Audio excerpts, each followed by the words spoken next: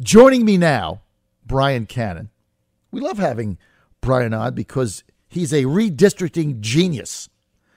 Brian is the executive director of an organization called One Virginia 2021, and he's got a redistricting plan that makes sense because, first of all, Virginia's House of Delegates races are all the lines are all messed up, right? It's all gerrymandered between Republicans and Democrats making deals.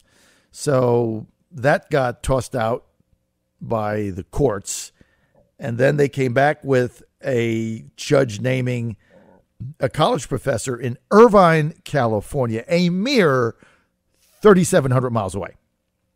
And he came out with a map that is worse than the map we had as far as gerrymandering.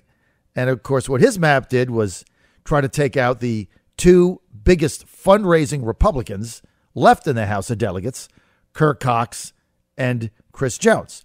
And Schuyler Van Valkenburg, who is a Democrat in the district that was brought to the court for gerrymandering, his district 42, that wasn't touched.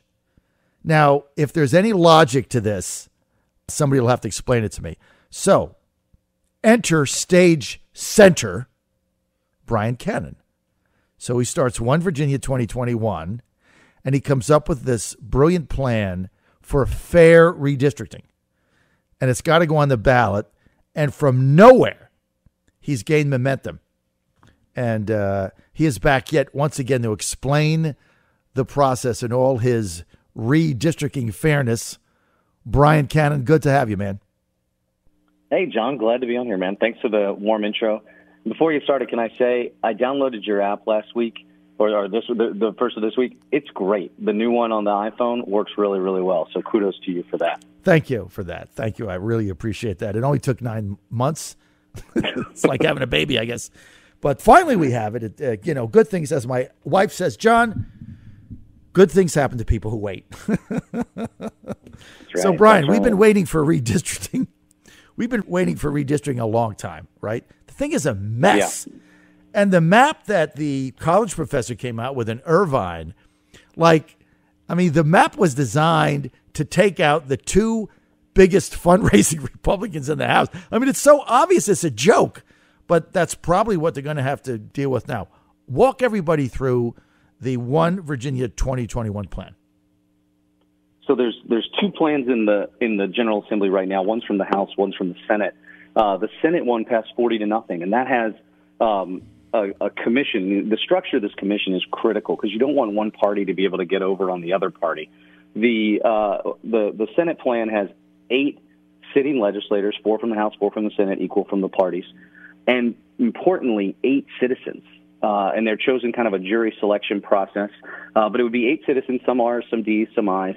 And you would need 6 votes from each of those 2 blocks of 8 to actually pass a map. And the chair of the commission would actually come from the citizens.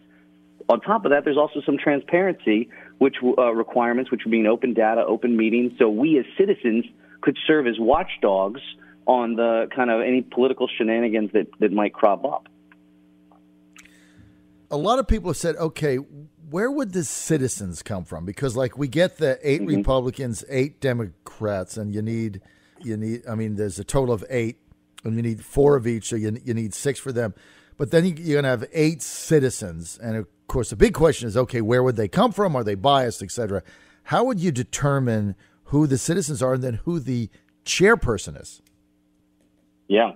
So they could figure that out themselves. We wouldn't write that into the Constitution. But the citizens are critical here, and you don't want just a legislator to be able to put their favorite proxy vote on the commission.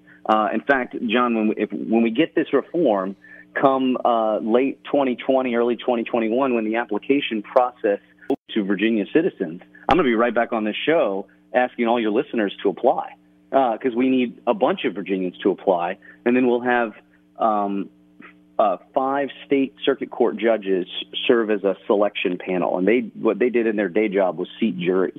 So they're going to take the couple thousand people that apply, winnow them down to a final pool of 16 people, and then you bring back in Dick Saslaw and Tommy Norment and Kirk Cox and Eileen Fillercorn, and you don't let them pick their favorite person, but you let them keep the other guy's favorite person off. You give them jury strikes, so they strike a couple independents and they strike a couple partisans from the other side, and that gets you the balance you need to really weed out the ringers from both sides and just get some straight-up honest people that are looking to do a map. But that's not enough on its own. You got to have that extra security of requiring 6 votes on each, so one side can't get over on the other. If we did this plan, a partisan gerrymander would be no more in Virginia. We wouldn't be like Maryland, where the Democrats did it to Republicans, and we wouldn't be like North Carolina, where the opposite happened. Virginia would be better, and I think that's a good place for us to be. Brian, I love this plan. I really do, and it's so fair,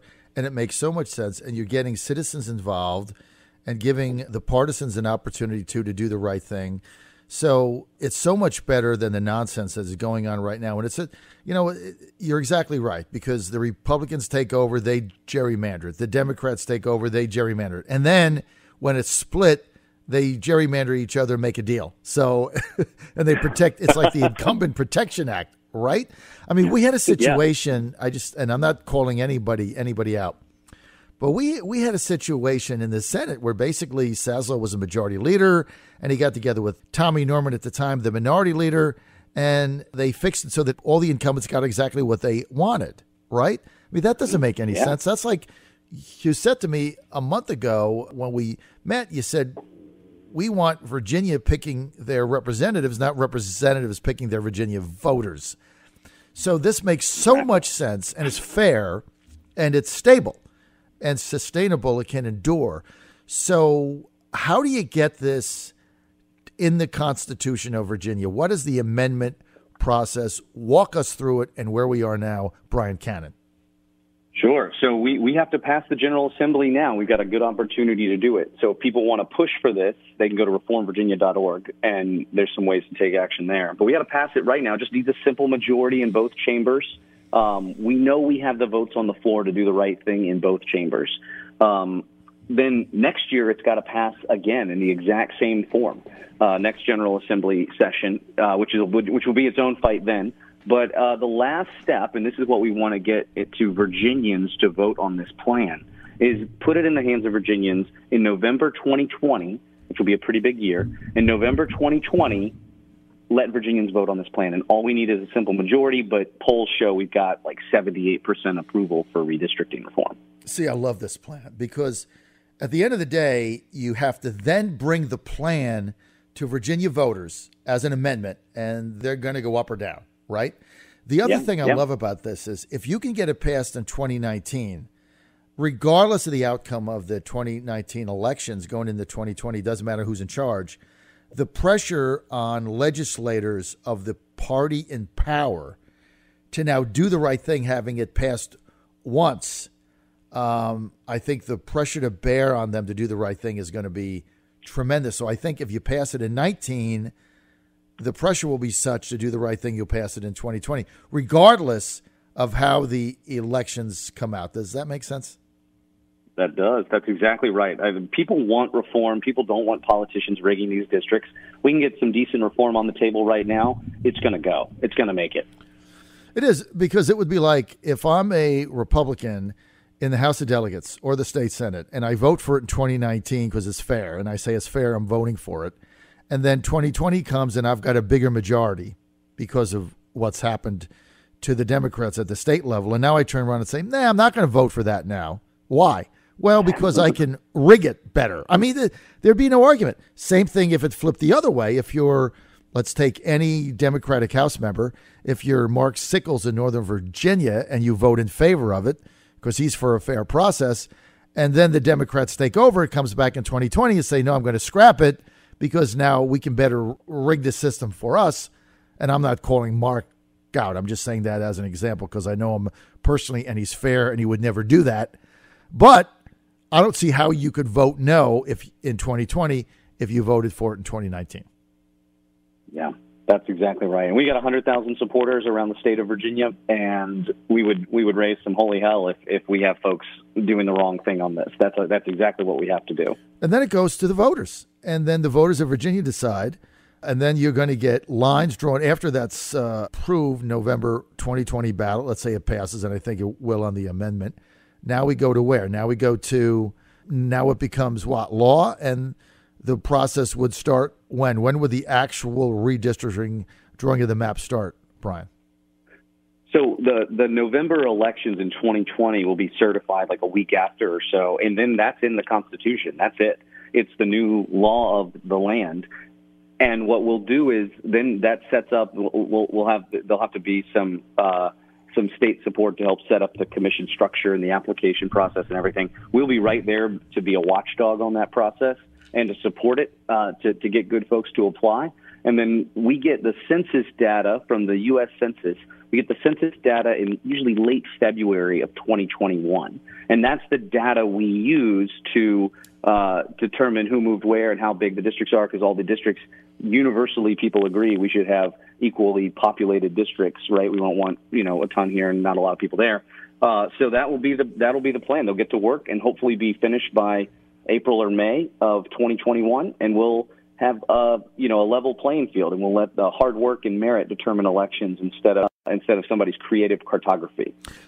Brian Cannon, this could be the model in state general assemblies for the nation if it works.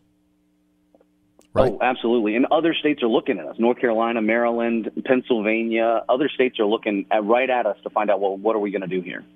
You know what else is interesting about this is you've got momentum now.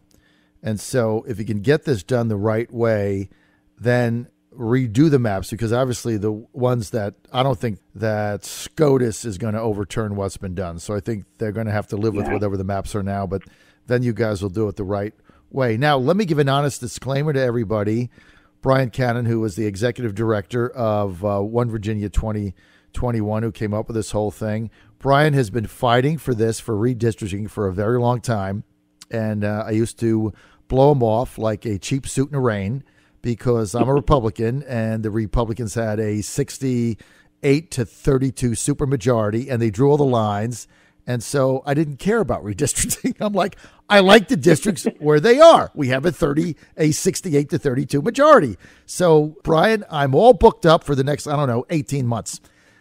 Then, when the Republicans got screwed by the guy in Irvine, now all of a sudden, I'm Brian Cannon's long-lost best friend. See, Brian, how strange life is.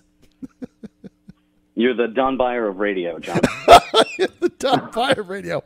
Honesty, my friends, is the best policy. Now, Brian Cannon, faced with political Armageddon, now I'm Brian Cannon's best friend, because his plan is a lot better than the one I got from Irvine, California. So now for a fair process, because before we could rig it, now we can't rig it, so now I got to go fair. See, honesty is the best policy, man.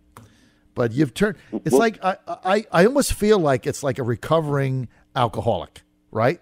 Like I've quit rigging the system. I'm no longer for that. I want fairness, Brian. And you have done that to me. You have cleansed my rigging, redistricting soul. How do you think about that? We got a good 12-step process. I'm for fairness now that we were screwed. No, honestly, it's a good plan, and I'm recovered forever. John Fredericks Radio Network. Hey, here's all you have to do is go to onevirginia.com. That's onevirginia2021.com. onevirginia2021.com.